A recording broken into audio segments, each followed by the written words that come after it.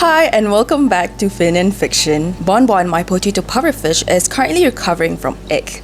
And this is actually his third time getting ick ever since I got him earlier this year, and honestly speaking, I am over it. To be more precise, this is his third time getting ick, and he has just finished his second round of meds. So how it works is that the ick parasite, after some amount of time, will detach itself from the host, aka the fish, and in this case, Bonbon, and then it will drop into the substrate where it will reproduce and then multiply. And being an opportunistic creature, it will then try to infect other fish in the same aquarium, or it will infect the same fish again. This is probably the most times I've ever had to treat a single fish for ick, and I believe that the ick parasite has actually taken over Bonbon's tank, which is why today I am going to fix that. So in today's video, I am going to completely scrape the tank. Yes, we're talking bleach, and then start over. Before I start bleaching the tank, I really want to switch Bonbon's sand to a new one, so I had a look at my local fish store to see if they have the one I have in mind. Instead of black sand, I want a natural looking small grained red sand. This Kerala sand has a beautiful color, but the grain size is a bit too big for my liking. Potato puffers tend to blend in with their environment, so my hope is to bring out the bright colors in Bonbon. Nicaragua sand is what I have in Bonbon's tank currently.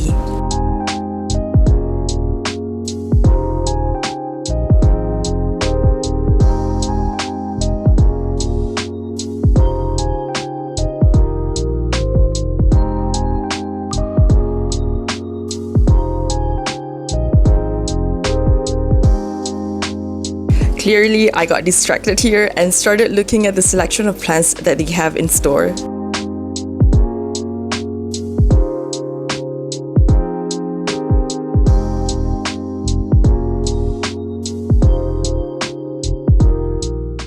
These are Tetraodon urobesco, a red-eye puffer species.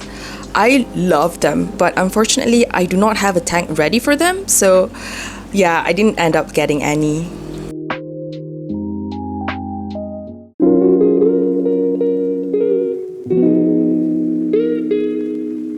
Hi again, I'm back home now, so first things first, let's get Bonbon out of the tank.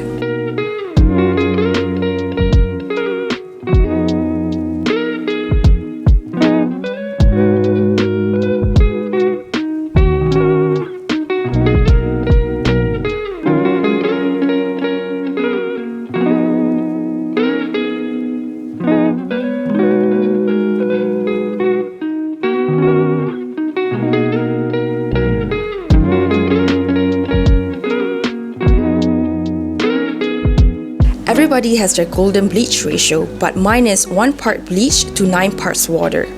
I do this for cleaning tanks and all of the affected equipments. This will definitely kill the beneficial bacteria as well, so just a little heads up. So I did not end up getting any sand from the fish store earlier. Instead, I found some leftover red sand in storage. Now, if memory serves me correctly, I had some beef with this sand before because I remember not liking the color, but hey, who knows, maybe I love it this time round. This is how the sand looks like after I washed it a couple of times. Red sand is most commonly used in monster fish tanks to help bring out their beautiful colors.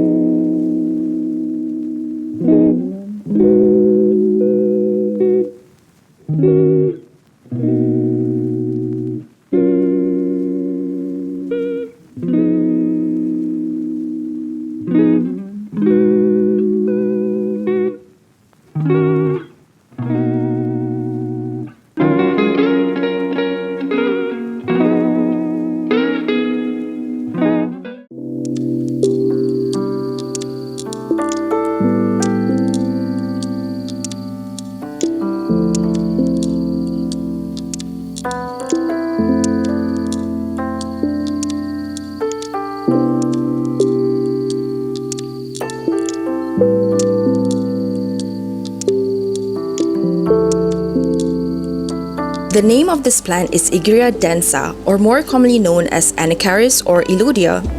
It is a fast-growing, easy, and common plant in the aquarium hobby. You can either leave them afloat or plant them in substrate. They do very well in soil, but they can still grow well in sand or any inert substrate. It's best to supplement them with root taps in this case. Propagating them is very easy. Simply cut any parts of the plant and replant the cutting in your preferred substrate. Again, they do grow quite fast, so it's a great plant to have, especially when you have multiple tanks. You can even share them with your friends.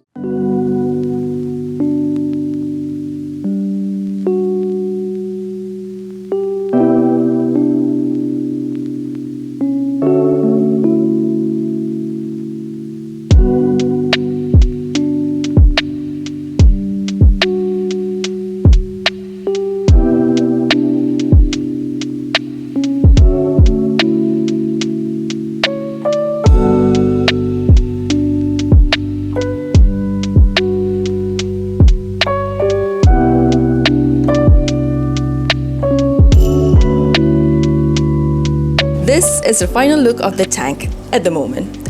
Once the Elodia grows, I am planning to trim it and replant the cuttings around the tank to help the tank appear more lush. I'm not sure how I feel about the Amazon sorts yet, so we'll see. Okay, the red sand is slowly growing on me, so I'm content with it.